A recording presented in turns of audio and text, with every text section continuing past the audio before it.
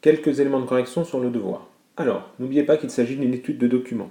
Commencez absolument par présenter les documents. Vous pouvez éventuellement ensuite glisser une phrase générale sur l'Amérique, mais d'abord les documents. Dans l'introduction également, cela peut être l'occasion d'utiliser donc des notions comme puissance, émergence. Faites-le plutôt au début de votre texte plutôt qu'à la fin. Voici un premier exemple d'introduction avec ici une présentation donc, des documents. Et ce qui est intéressant, on nous précise bien qu'on a notamment donc, un quotidien américain, donc, ce qui peut poser la question donc, de l'objectivité du texte. Un autre exemple de présentation, on nous dit bien ici qu'on va avoir un point de vue états-unien et un point de vue donc brésilien. Et on a également l'idée de la puissance qui est utilisée dès l'introduction avec une définition. N'oubliez pas par rapport au plan. Ici, il était demandé de mettre en évidence d'abord le déséquilibre des relations entre les États-Unis et le Brésil. Vous avez eu parfois du mal à répartir les informations entre ce premier thème et le deuxième. Un petit truc pour vous aider, pour éviter donc de placer un argument au mauvais endroit, vous pouvez commencer votre phrase, plutôt au brouillon, évitez de le faire à l'écrit puisque ça risque d'être un petit peu lourd, par le déséquilibre est, et vous vous obligez comme ça à mettre derrière un adjectif et vous êtes sûr de ne pas dériver.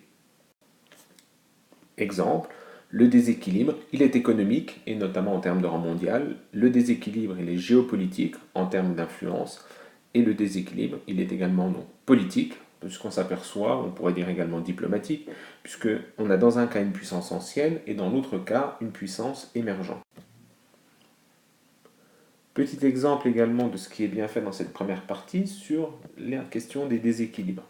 On voit bien ici dès le début qu'on fait référence donc à l'économie brésilienne, l'économie américaine, avec tout de suite la différence entre premier et sixième. Autre exemple que l'on retrouve ici, avec dès le début cette différence économique qui est bien soulignée. Dans la deuxième partie, il était demandé de montrer que leur relation hésitait entre concurrence et partenariat. Vous pouviez l'appuyer par trois idées. Vous pouviez d'abord montrer que les produits, qui étaient notamment fabriqués par le Brésil, allaient être indispensables aux États-Unis. Donc l'un avait besoin de vendre, l'autre d'acheter. Vous pouviez également insister sur le fait qu'il n'y avait pas d'accord commercial entre les deux. C'était le moment de placer des éléments sur l'ALENA et sur le Mercosur avec un minimum de références de date. Vous pouviez aussi montrer qu'au niveau international, chacun jouait une partition différente. On voit bien donc ici un bon exemple, puisqu'on nous parle de l'ALENA et du Mercosur, on nous donne les différents éléments, en montrant bien que donc, ces deux associations commerciales sont forcément concurrentes.